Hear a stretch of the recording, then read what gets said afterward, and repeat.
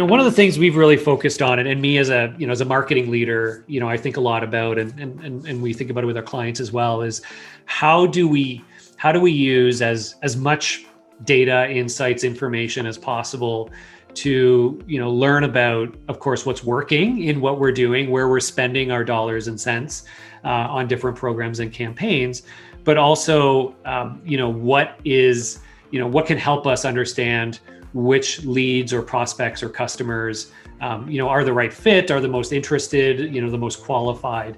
So we've spent, a significant amount of energy over the last number of years, really building the systems behind the scenes in our own infrastructure to be able to track, again, how are our different content assets performing? How are different videos? How are different guides? How are different blog posts actually not only impacting how many leads we're getting, but how are they helping to influence pipeline and revenue, right? So how many people who watched that video actually converted into a customer?